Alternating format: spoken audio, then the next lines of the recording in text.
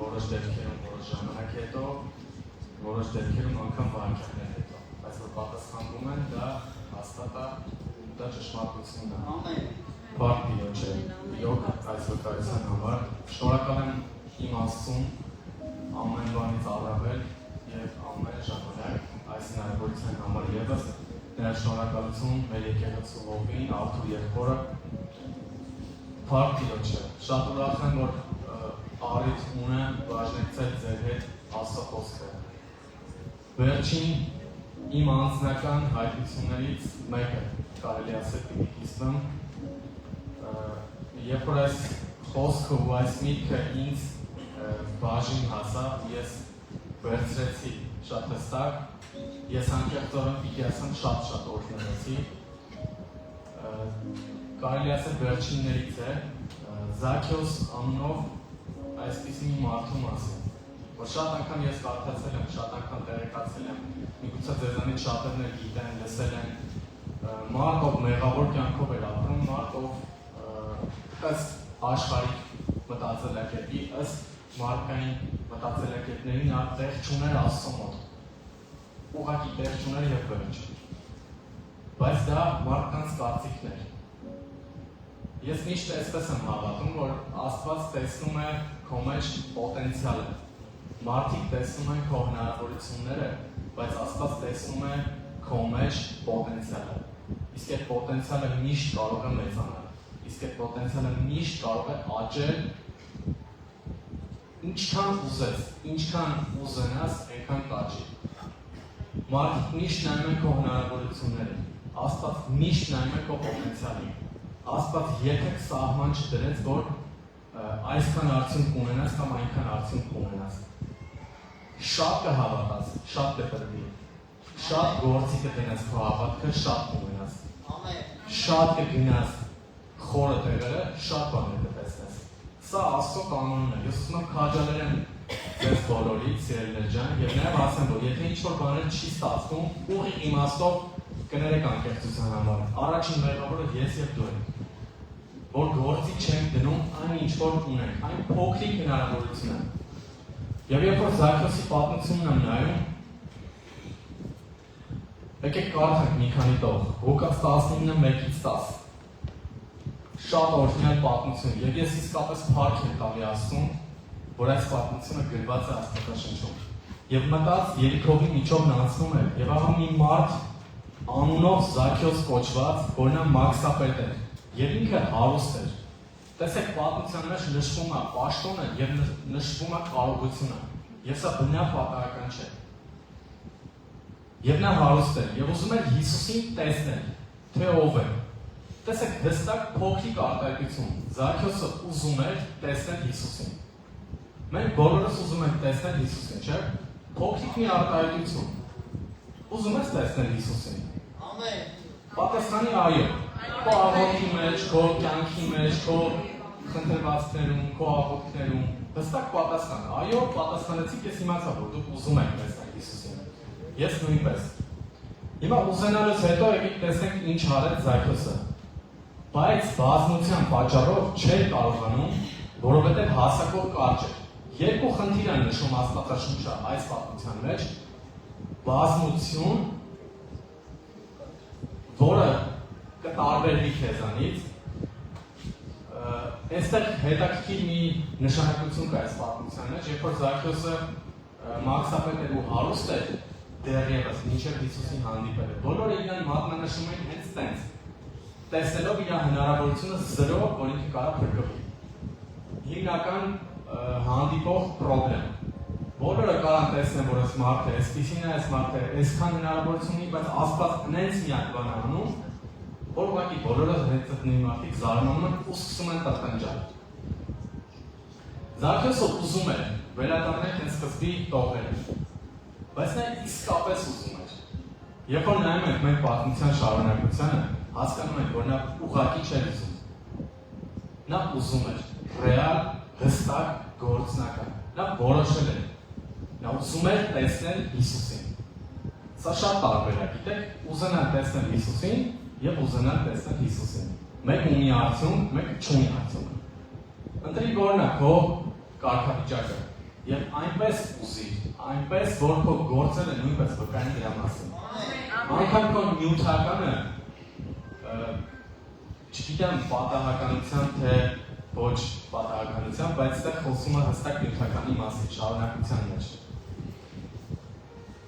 Եվ առաջ վազեց վեր ելավ մի ժանտաթզենի։ Տեսեք մի աննշան ծառ, միգուցե այդ տարածքում, այդ հատվածում, այդ հողային տարածքում, միգուցե այդ ծառը բոլորը տեսել էին կամ անտեսել էին, կամ ուղղակի մի ծառ, որ երբեք ոչ ոքին պետք չէր եկել։ Այսպիսի շատ բաներ կարող եք ասել։ Այսինքն ծառը ինքը իրենից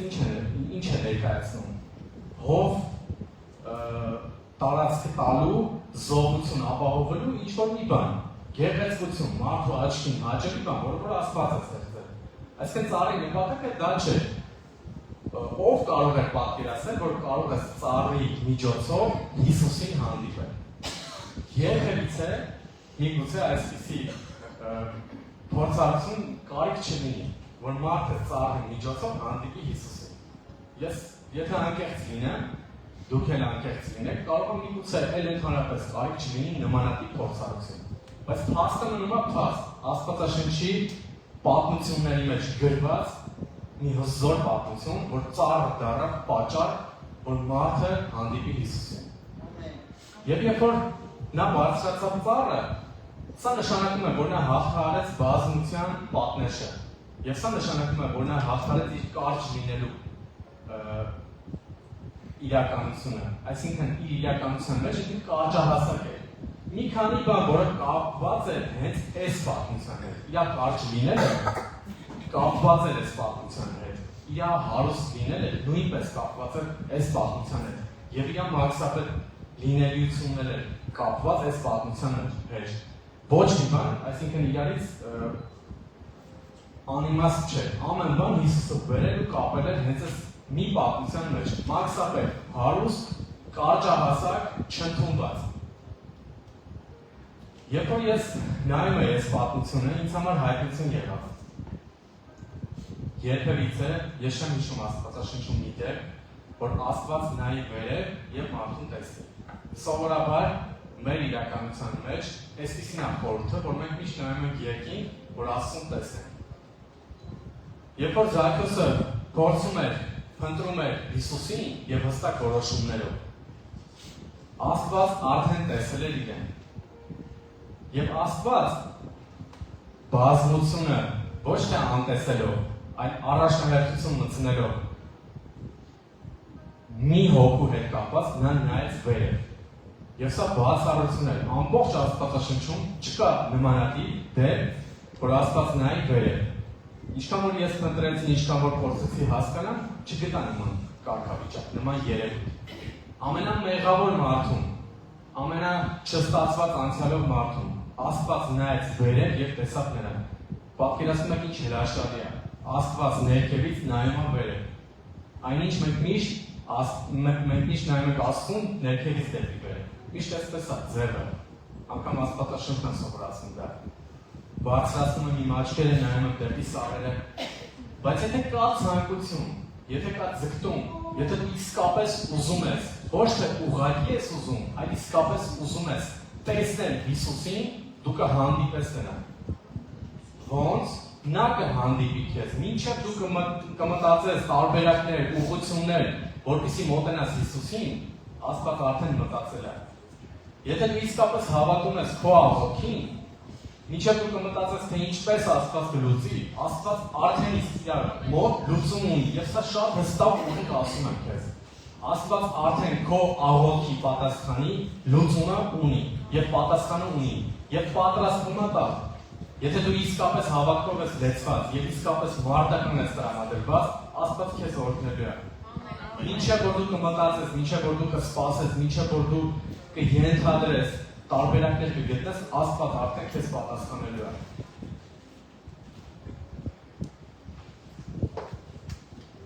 Եվ առաջ վազեց, վեր ելավ մի ժանտաթզենի, որ տեսնեն նրան,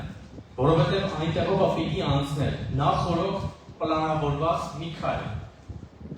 Երբ որ այնտեղ եկավ Հիսուսը վեր նայեց նրան եւ ասեց. «Զաքե, շուտ արա իջի, որովհետեւ ինձ այսօր պետք է քո տանը կենալ»։ Հրաշալի է ուղղակի, ամբողջ բազմությանը շագերտների մեջ մի կողմ դնելով Հիսուսը նայում է ինչ որ մեկին, ով ամենամեղավորն է, միգուցե հենց այդ բայը։ Եթե դու ամենամեղավոր մարդն ես քեզ զգում, շնորհավորում եմ, Աստված հենց հիմա քեզ է նայում, որտեղ խոսքերից մեկում Աստվածաշնչի Հիսուս ասեց, որ ես եկամ մեղավորին, նախ եւ առաջ մեղավորին, ոչ թե առողջների, այլ մեղավորների համար։ Եվ Աստված մի բան, որ ասում է, ինքը հստակ նաև ապացուցում է։ Ամբողջ Աստվածաշունչը լրացնում է իրար։ Երբ որ պատմությունները նայում ես, հասկանում ես, որ իրոք մեղավորներին հատուկ նշանակություն տվեց Աստված։ Ու հատկապես այն մեղավորներին, այն մարդկանց, ովքեր քայլ առաջ եկան Հիսուսին, ովքեր իրենց սրտում որոշեցին, ովքեր չնայեցին պատնեշներին, ովքեր ուղղակի ցանկացան, չափից շատ ցանկացան տեսնել Հիսուսին։ Եթե դու մի բան Աստծո կամքի մեջ չափից շատ ես ցանկանում, ուրեմն իմացիր, դու անպայման հասնելու ես հաջողության, որովհետև Աստված չափից շատ ցանկացողներին է տալիս օրհնում ամբողջ օրհնությունների փաթեթը։ Ամբողջ օրհնությունների փաթեթը։ Եվ դա միշտ լինում է, սիրելիներ ջան, գործնական արդյունքում։ Միշտ։ Ես այս վերջին մի տարվա մեջ անընդհատ գործնական հոգևոր կյանքի մասին եմ մտածում։ Անընդհատ։ Ու հետաքրքիր է, որ Աստված միշտ ինձ նմանատիպ բաներն է ամենաշատը բացում, քան որ լույսները։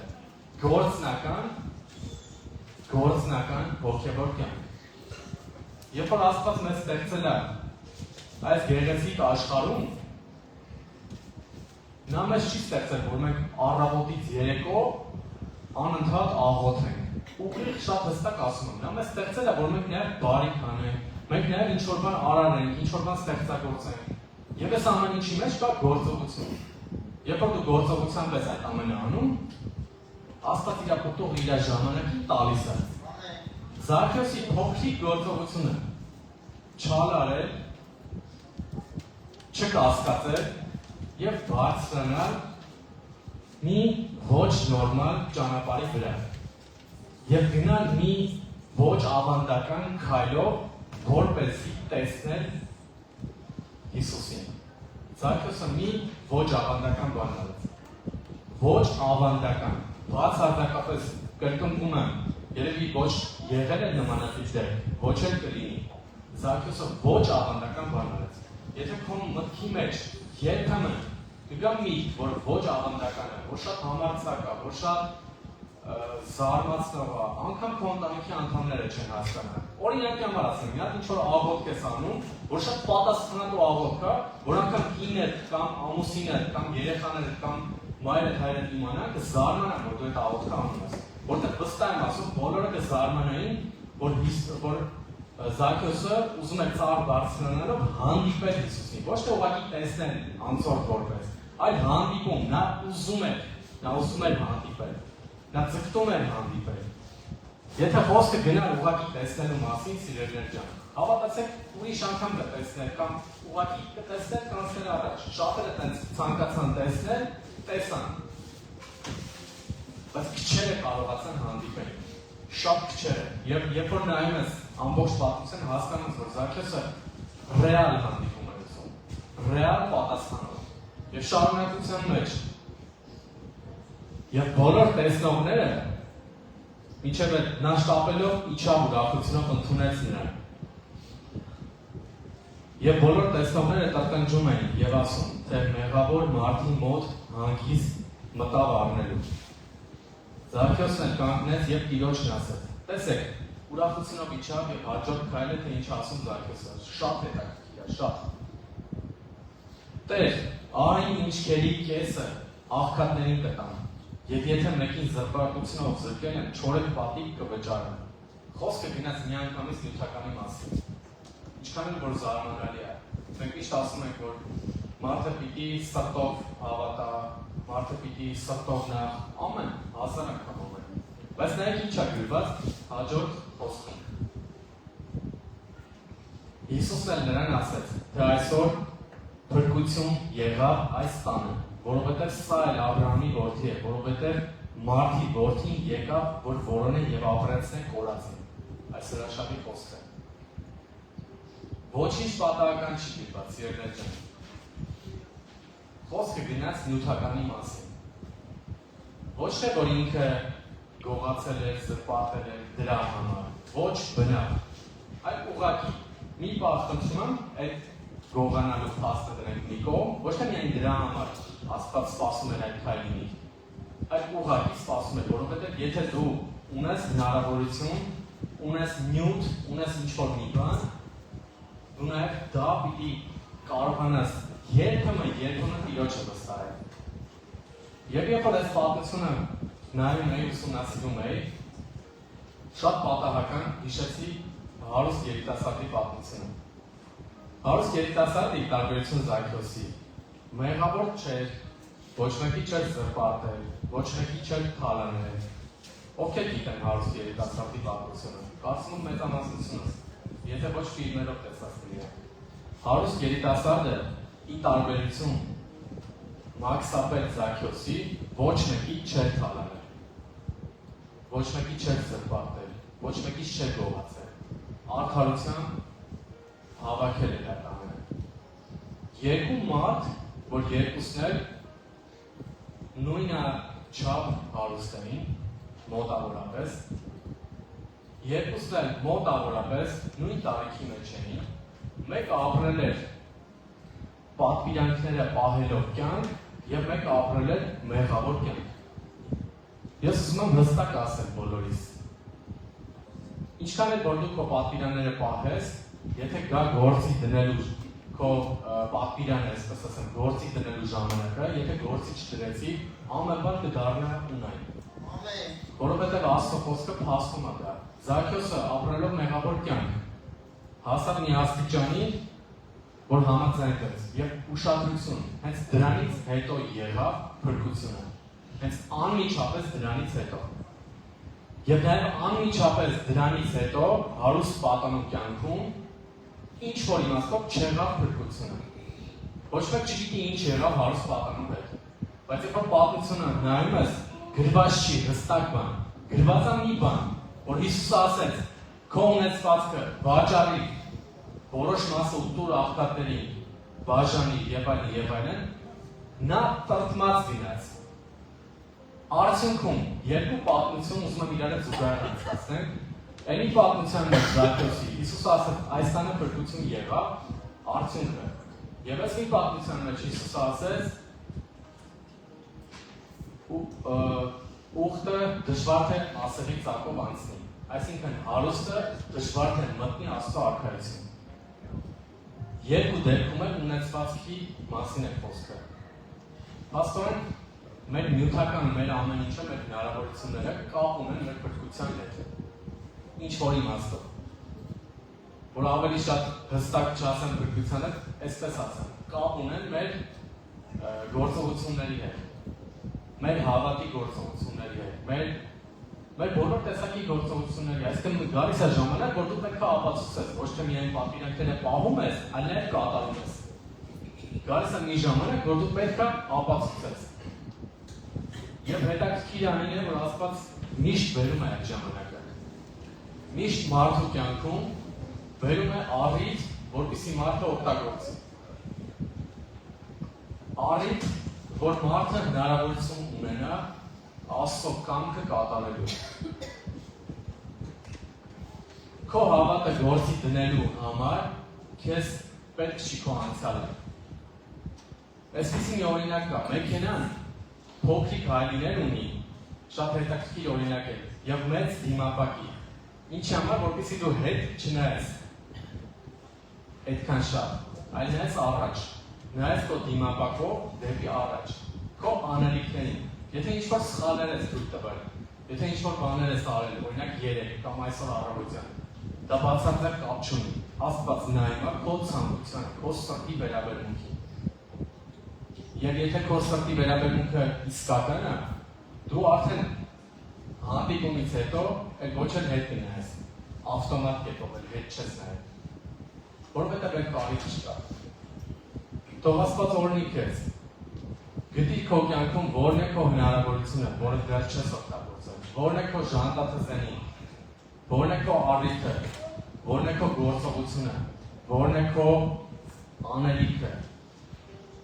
Քո անելիքը կարող է տարբերվել բոլորինից։ Դու կարող ես տարբերվել բոլորից։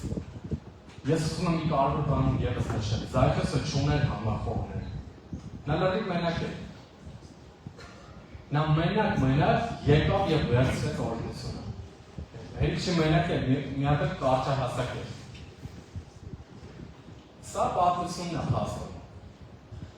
Իսկ հարուստ պատանին ուներ համախոհներ։ Գիտեք ինչքան համախոհներ։ Հարգված մարդ էր, բոլորը իրան տեսնում էին, իր բարի կեցվածքը, իր